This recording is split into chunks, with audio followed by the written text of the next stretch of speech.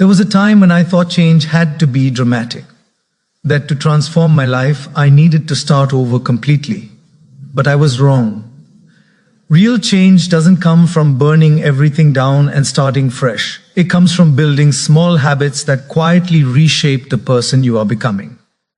1 month, that's all it took for me to realize how much of my life was controlled, not by fate, not by luck, but by my daily routines. You see, success doesn't arrive with a trumpet. It sneaks in through the small things you do when nobody's watching. When you wake up, how you speak to yourself, how you handle the little moments that most people ignore. Those are the bricks that build your destiny. In just 30 days, I discovered that one consistent habit is more powerful than 100 bursts of motivation. Each habit, no matter how small, began to compound, shaping my focus, discipline, and peace of mind. And if it worked for me, it can work for anyone willing to take responsibility and start today. Stay with me for the next few minutes as I share the 7 simple but life-altering habits that changed my life in just 1 month and could just as easily change yours. Let's dive in. Number 1, start your day before the world wakes up. There's something sacred about the early morning. The world is quiet, the air feels new, and for a short while time belongs only to you. Before the noise, before the calls, before the deadlines. That's where you win your day. I learned this lesson the hard way. For years, I woke up reacting to life, checking messages before my mind was even awake, rushing to meet demands that weren't aligned with my goals. I was busy, but not productive. I was active, but not advancing. Everything changed when I decided to start my day before the world woke up. As a writer, that quiet hour became my creative sanctuary. Ideas flowed when the world was still. As a leadership coach, I found that those moments of silence sharpened my clarity so I could lead with intention instead of pressure. And as a businessman, I realized that my best decisions came not from chaos, but from calm. You can't lead others if you can't lead yourself. And your morning is where that leadership begins. When you wake early, you send a message to your subconscious. I am in control of this day. The world runs on reaction, notifications, opinions, distractions. But early risers operate on purpose. That one decision changes your rhythm, your energy, and your entire outlook. This isn't about bragging that you wake up at 4 or 5 a.m. It's about discipline. It's about reclaiming the first hour of your day to strengthen your mind before the world tests it. That's when I read, write, and plan. I reflect on what matters most. I ask myself, what's the single action today that will move my life forward? And I don't leave the room until I've answered it. When I began this habit, something remarkable happened. My anxiety dropped. My focus improved. My work became deeper, not longer.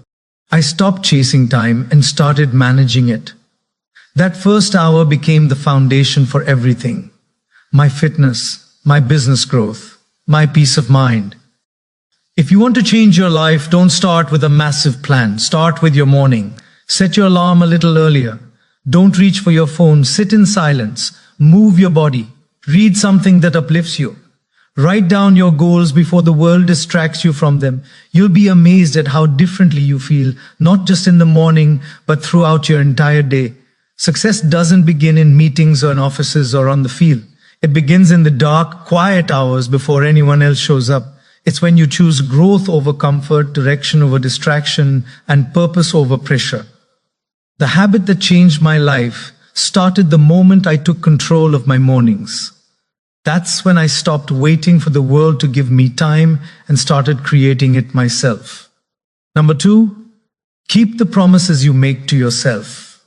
This was one of the hardest lessons I ever had to learn, that the foundation of real confidence isn't built from achievements, money, or applause. It's built from keeping the promises you make to yourself. I used to think success was about doing big things, but over time I realized it's the small, unseen commitments, the ones you quietly make when no one is watching, that shape who you become. As a businessman, I used to make promises constantly to finish a project, to follow up with a client, to launch that idea. And while I kept most of the promises I made to others, I often broke the ones I made to myself. I'd say I'd wake up early, but I didn't. I'd plan to write daily, but I'd skip it when things got busy. I'd promise myself I'd take care of my health, but deadlines always became my excuse. I was dependable to everyone except me. It's a strange thing when you realize you've become the person you can't trust. Every broken promise chips away at your belief in yourself. You start to doubt your own word, and once that happens, no amount of motivation will fix it. Because discipline isn't about willpower, it's about integrity. It's about doing what you said you'd do long after the excitement has faded. I remember one morning I caught myself saying, "Tomorrow I'll start." And then I stopped. I looked in the mirror and said, "No, if it matters, you start now." That moment wasn't dramatic, but it was honest. I kept that promise not to impress anyone, not to prove anything, but because I was tired of disappointing the person in the mirror.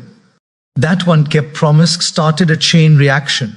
As a writer, it taught me the power of showing up, even when inspiration doesn't. Most people wait for motivation before they act. But I learned that motivation is a reward, not a requirement. It shows up after you keep your word, not before. The act of doing builds the energy you've been waiting for. Every time I sit down to write, even when I don't feel like it, I remind myself this is how trust is built. As a leadership coach, I see it in others every day. People who can keep promises to their teams but can't keep them to themselves always hit a wall. Because how you lead yourself will always dictate how you lead others. You can't expect people to believe in you if you don't believe in your own word. True leadership begins in the smallest private victories, the promises no one else even knows about. Here's what I've learned. When you keep a promise to yourself, something inside you changes. You begin to walk differently. You carry yourself with quiet confidence because you know deep down you can rely on you. It's not arrogance, it's self-respect. And self-respect is built through repetition, not reputation. Start small. Promise yourself you'll read for 10 minutes. Keep it. Promise you'll take a short walk every day. Keep it. Promise you'll finish one task before checking your phone. Keep it. Each time you follow through, you strengthen a muscle called discipline. And soon, it becomes second nature. People often ask me how to become more confident. I tell them, stop breaking your own word. When you tell yourself you'll do something, do it. Not because it's convenient, but because your future depends on it. Every goal, every dream, every success story, they all rest on that foundation. I've met countless talented people who never reached their potential because they've spent years betraying their own word. They talk about what they'll do someday. But someday never comes for those who keep postponing their self-respect. When I finally learned to keep the promises I made to myself, everything changed. My business grew, my writing improved, and my sense of peace deepened because I was no longer waiting for external validation. I was living by internal standards. And once you live that way, no failure can truly shake you because you're not performing for the world, you're accountable to yourself. So ask yourself right now, what promises have you broken to you? And what's one you're willing to keep starting today? Because that's where transformation begins. Not in a plan, not in a vision board, but in a simple, quiet commitment to do what you said you'd do. The habit that changed my life wasn't about working harder. It was about being honest. Because once you become the kind of person who keeps promises to yourself, there's nothing, absolutely nothing, you can't achieve. Number 3, replace complaining with correcting. There was a period in my life when I could find a reason to complain about almost anything. The market was unpredictable. Clients were difficult. People didn't follow through. Time was never enough. The list was endless. I was working hard but always frustrated. Every challenge felt unfair, every setback personal. Then one day I realized something. Complaining never once made my life better. It made me bitter, not better. That realization hit me during a meeting where I spent 20 minutes explaining why a project had failed. Listing the economy, the timing, the lack of resources, And not once did I talk about what I could have done differently. When the meeting ended, I walked out knowing I hadn't solved anything. I had only justified my inaction. And that's what complaining really is, a justification for staying the same as a businessman. I learned that markets don't care about my feelings. Results don't care about excuses. The only thing that creates progress is action. And action begins when you stop blaming and start correcting. Once I stopped complaining about what others weren't doing, I started fixing what I wasn't doing. That simple shift changed everything.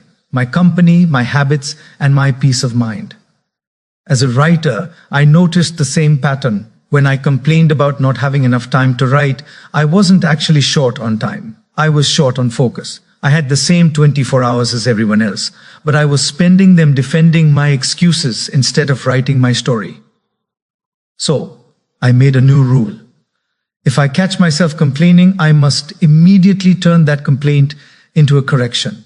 If I said, I don't have time, I'd correct it too. I need to manage my time better. If I said, people don't support me, I'd correct it too. Maybe I need to communicate my vision more clearly. That habit built momentum. It turned me from a reactor into a creator. When you replace complaining with correcting, you take your power back. Because complaining gives control to the problem. Correcting gives control to you. As a leadership coach, I've seen how complaining can poison a culture. One person's constant negativity can drain the motivation of an entire team. But when a leader chooses to respond with solutions instead of complaints, it sets a standard. It reminds everyone that energy is better spent building something than criticizing everything. I tell my clients, never waste your voice describing the problem longer than it takes to decide how to fix it. In business and in life, there will always be something that doesn't go your way. That's the nature of progress. But the difference between average performers and exceptional ones is this. The average keep explaining why things are hard, while the exceptional keep asking how to make them better. The habit of correction doesn't deny reality. It just refuses to surrender to it. I started applying this mindset everywhere. Instead of complaining about the economy, I learned new strategies. Instead of complaining about employees, I improved my leadership. Instead of complaining about setbacks, I studied them. Life became lighter because I wasn't carrying resentment anymore. I was carrying responsibility. The truth is, complaining feels good for a moment because it gives us the illusion of control, but it robs us of the real thing, progress. The time you spend complaining is time stolen from creativity, growth, and problem solving. So here's what I tell every professional I coach. When you hear yourself complain, pause, ask, what can I correct right now? Maybe it's your attitude. Maybe it's your system. Maybe it's your communication. Whatever it is, fix that first, because that's where growth begins. If you want to move your life forward, you can't stay stuck in the language of victims. You have to speak the language of leaders. Leaders don't complain, they adjust, they learn, they rebuild. When I stopped complaining, I didn't just become more productive, I became more peaceful because I wasn't waiting for the world to change. I was changing how I responded to it. So the next time something doesn't go your way, remember this. The problem isn't the problem. The problem is how long you choose to stay stuck in it. Don't waste energy describing the storm. Build a roof, fix the leak, or move forward. Replace complaining with correcting, and you'll watch your life and your results transform before your eyes. Number 4, learn to say no without explaining. For most of my life, I believed that saying yes was the key to success. Say yes to opportunities. Say yes to people. Say yes to everything that comes your way. That's what the world teaches you. And for a while, it worked. I was building connections, growing my business, helping people, and staying busy. But over time, I noticed something. I wasn't moving forward. I was drowning. My calendar was full, but my focus was scattered. My energy was divided between things that mattered and things that didn't. And the truth hit me hard. I wasn't overworked. I was overcommitted. As a businessman, I used to think that saying no meant losing potential clients or missing opportunities. But in reality, Every yes to something unimportant was costing me the time and energy I needed for what was truly valuable. Every time I said yes to someone else's agenda, I was silently saying no to my own goals. It took years to learn this, but once I did, my life, my business, and my peace changed. As a writer, I began to notice the same pattern in creativity. The best work doesn't come from scattered attention. It comes from deep, focused time. But that's impossible if your day is filled with endless obligations you never wanted to accept in the first place. I used to agree to collaborations that didn't align with my purpose or social events that drained my energy, all because I didn't want to seem rude. But you can't build your dream while living to please everyone. The moment I started saying no calmly, clearly, and without guilt, I started producing my best work. As a leadership coach, I've seen how this inability to say no holds people back more than fear or failure ever could. Most people aren't defeated by lack of opportunity. They're buried under the weight of too many unnecessary ones. They spread themselves thin trying to be everything for everyone and end up being nothing for themselves. And then they wonder why they feel exhausted, resentful, and unfocused. Saying no isn't arrogance. It's clarity. It means you know what truly matters to you. You understand that your time, energy, and attention are finite resources, and you choose to invest them wisely. The most successful people I've met aren't the ones who say yes to everything. They're the ones who guard their yes like gold. They only commit when it aligns with their purpose. When I finally learned to say no without explaining, I felt a kind of freedom I hadn't experienced before. I stopped justifying my choices to people who didn't share my vision. I stopped feeling guilty for protecting my time. I realized I didn't owe anyone an explanation for prioritizing my growth, my peace, or my goals. You don't need to apologize for choosing focus over distraction. Here's what I tell people now. When you say yes out of guilt, you create resentment. When you say no out of respect for yourself and your goals, you create progress. Every no to the wrong thing is a yes to the right thing waiting for you. If you're trying to grow as a leader, as a creator, as a person, you have to master this skill. People will not understand your boundaries at first. They'll call you distant, difficult, or even selfish. But over time, they'll learn to respect you because you respect yourself. The people who matter will value your focus, not your availability. I once heard someone say, if you don't prioritize your life, someone else will. That statement changed the way I operate. Every time a new request comes my way, I pause and ask, does this serve my mission or does it distract me from it? If it doesn't serve it, the answer is simple. No, no long explanation, no guilt, just clarity. And let me tell you this, once you get comfortable saying no, you start seeing how much unnecessary noise you've been entertaining. Your schedule clears, your mind clears, your purpose becomes sharper. You begin to operate from power, not pressure. Learning to say no isn't about closing doors, it's about closing distractions, because when you stop explaining your boundaries, you stop negotiating your peace. And that's when you finally gain control over your time, your business, and your life. Number 5, do the hardest thing first every day. There's a reason most people stay stuck where they are. They spend their mornings avoiding the very thing that could change their life. They start their day with the easy tasks, checking emails, replying to messages, doing busy work that feels productive but moves nothing forward. I used to do the same. I'd convince myself I was warming up, easing into the day, but in truth I was hiding. I was running from discomfort disguised as preparation, and the longer I ran, the heavier my day felt. Then one morning, I decided to flip the script. Instead of starting with what was convenient, I started with what was uncomfortable. I tackled the hardest thing first. The task that scared me, the project I'd been postponing, the conversation I'd been avoiding. That one habit changed not just my productivity, but my confidence, my mindset, and my results. As a businessman, I realized the toughest problems are often the ones that carry the greatest rewards. The hard calls, the bold pitches, the strategic decisions, those are the things that move the needle. The moment I started doing them first, everything else became easier. I stopped ending my days with guilt over what I hadn't done. I started ending them with satisfaction over what I had conquered. As a writer, this principle became a compass. The hardest part of writing isn't the typing, it's the sitting down to start.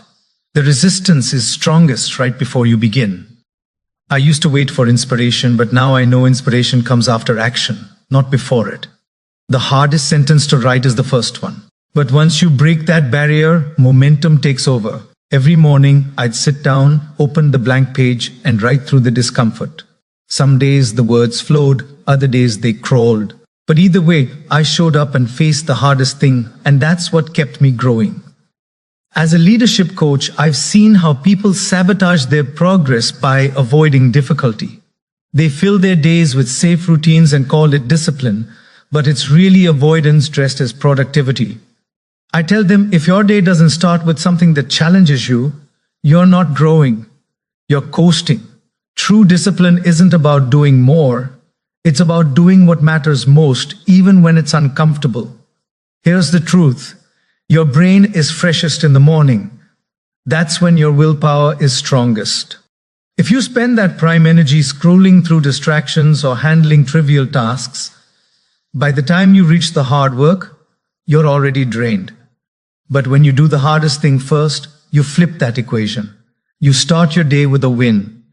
You prove to yourself before the world has even woken up that you are in control.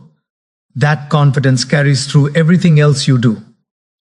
When I began practicing this, I noticed a strange thing.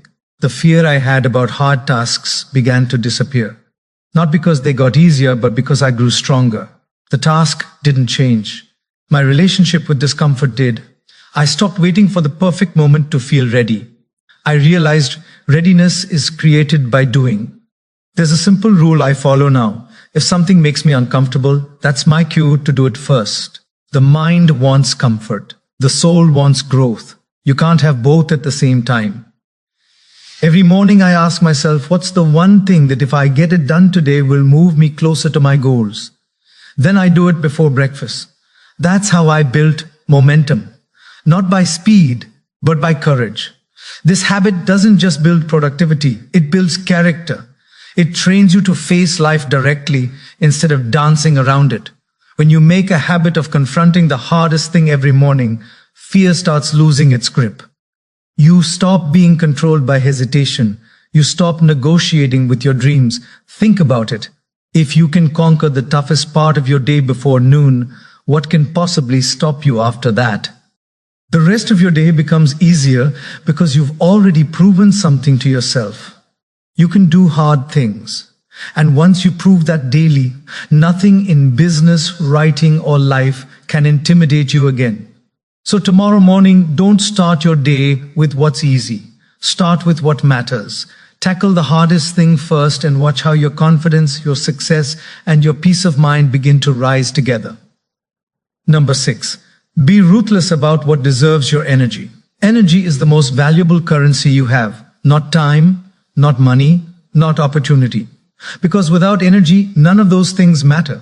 You can have the best ideas in the world, but if you're exhausted, distracted, and emotionally drained, you'll never execute them. I learned that lesson after years of spreading myself too thin, saying yes to every meeting, every message, every invitation, every obligation that seemed important. And what did I gain from that? Burnout, frustration, a mind so cluttered that even good ideas couldn't find room to grow. As a businessman, I used to believe productivity was about doing more. But over time, I realized it's about managing energy, not just time. You can plan your hours down to the minute, but if your energy is drained, your performance will still collapse. I started asking myself one question every morning. Where is my energy going today? If it was going to gossip, distractions, or people who only took without giving, I knew I was investing in failure. Once I started protecting my energy, my clarity improved, my decisions got sharper, and my results multiplied. As a writer, I felt this truth on a deeper level. Writing demands focus, emotional, mental, and spiritual focus. You can't write something meaningful if your mind is scattered across 100 pointless interactions. I used to think I had writer's block, but it wasn't that. I was just mentally drained before I even sat down. My creativity didn't vanish. It was buried under constant noise. When I began cutting out unnecessary conversations, reducing my screen time, and creating sacred quiet hours for myself, my ideas came back. Words flowed again. It wasn't inspiration I needed, it was energy management. As a leadership coach, I see this problem everywhere. People burn out not because they're weak, but because they're careless with what they give their attention to. They treat their energy like it's infinite, pouring it into arguments, comparisons, and negativity. But leadership requires selective focus. You can't pour into others if your own cup is empty, and you can't keep your cup full if you keep handing it to everyone who demands a sip. So I became ruthless about what deserved my energy. And that word ruthless matters because most people try to manage their energy politely. They want to protect their peace but don't want to upset anyone in the process. It doesn't work that way. If you truly want to grow, you must be unapologetic about who and what gets access to your mental space. That doesn't make you cold or arrogant. It makes you wise. I started auditing my life like a business. I asked which activities give me energy and which drain it. Which relationships push me forward and which pull me back? Which habits recharge me and which quietly destroy me? Then I adjusted accordingly. I didn't need to cut everyone off. I just learned where to draw the line. Some people get your time, others get your silence. Some projects get your full effort, others get a simple no. It's not about isolation, it's about preservation. The moment I took control of my energy, I stopped feeling overwhelmed. Because overwhelm doesn't come from having too much to do. It comes from wasting energy on things that don't matter. Once I filtered out the noise, I started feeling alive again. My work became deeper. My relationships became richer and my peace became stronger. Here's something I tell every client I coach. Your energy is the fuel that drives your potential. If you waste it, you stall. Protecting your energy isn't selfish, it's survival. You cannot build your dream life while constantly feeding distractions. You cannot grow while entertaining negativity. You cannot create if you're always consuming. So, be ruthless about what deserves your energy. Unfollow what drains you. Decline what distracts you. Step away from people who thrive on drama. Replace noise with silence. And you'll discover how powerful your mind truly is. Every morning, ask yourself this question. Is this thought, this task, or this person helping me grow or draining my strength? Then act accordingly, because the quality of your life will always reflect the quality of where your energy goes. Once I mastered this, my days became lighter. I no longer woke up tired before the day even began. My business grew because I was no longer running on fumes. My writing improved because my mind had room to breathe. My coaching deepened because I was fully present, not distracted.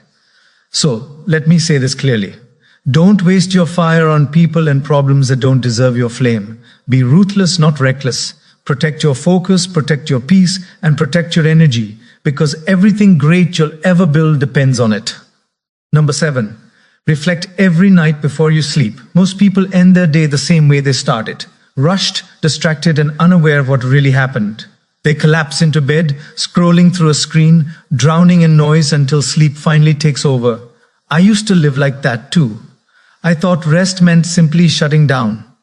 But rest is not just about the body, it's also about the mind. And if you never slow down long enough to reflect, you never truly rest. You simply repeat. The truth is, your nights determine your growth just as much as your mornings do. Reflection is the bridge between experience and wisdom. Without it, you'll live the same year 70 times and call it a life. As a businessman, I learned that the end of each day is my accountability mirror. I ask myself, did I move closer to my vision today or further away? Did I lead or did I just manage? Did I act with intention or react to everything around me? Those questions keep me honest. They keep me improving. As a writer, I use reflection as a tool to sharpen my awareness. Writing itself is a form of reflection. It forces clarity. Every night, I jot down a few lines. What went well, what didn't, and what I learned. It's not about perfection. It's about perspective. I don't let days just disappear into the past. I capture them before they fade. That's how growth becomes visible. You start seeing patterns, habits that help you, thoughts that hurt you, and behaviors that keep you stuck. As a leadership coach, I encourage every client to create an evening ritual. Leadership isn't only about vision and action, it's also about reflection and course correction. Without reflection, success can become mechanical. You might hit your targets, but lose your peace in the process. Reflection brings you back to alignment. It reminds you of why you started and whether your actions still match your values. I remember one particular season when everything looked great on paper. Profits were up, recognition was high, yet I felt uneasy. Every night, instead of celebrating, I found myself asking, why do I feel empty? That question led me to realize I had been chasing results, not purpose. Without reflection, I never would have noticed that one insight shifted everything, the way I worked, led, and lived. Here's what reflection taught me. It's not enough to measure your day by how much you did. You must measure it by how much you grew. Did you become more disciplined, more patient, more grateful? Did you respond with wisdom instead of ego? These are the real indicators of progress. Reflection doesn't take long. 10 minutes of honesty can change your entire direction. I sit in silence.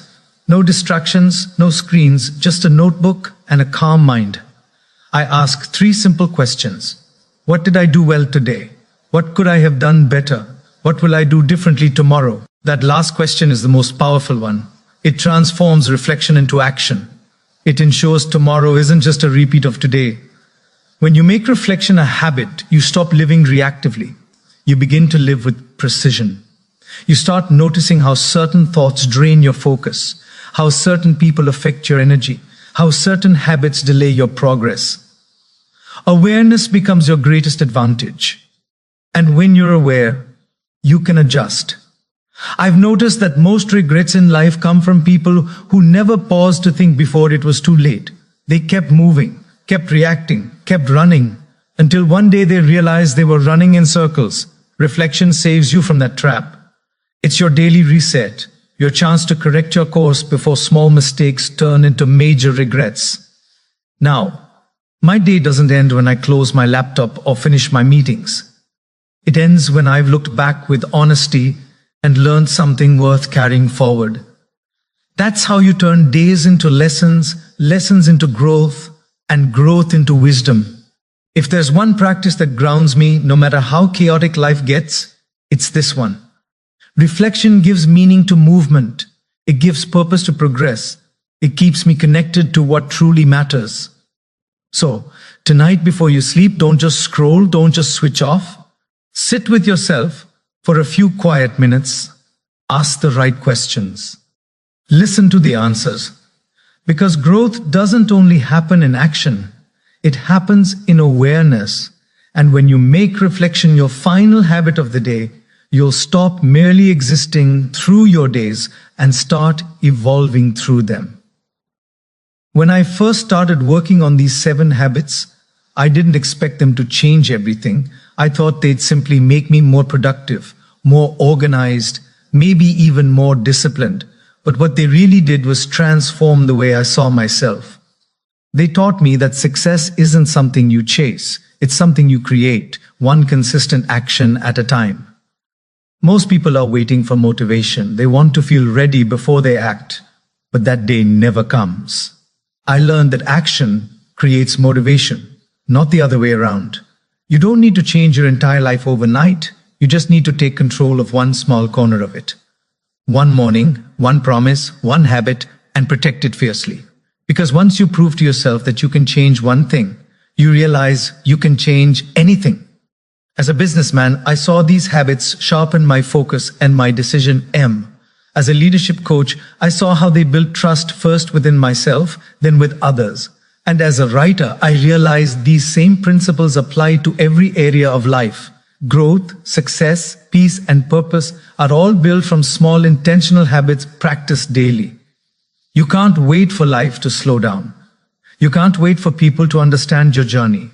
You can't wait for perfect timing. Growth begins when you stop negotiating with your excuses and start building your standards.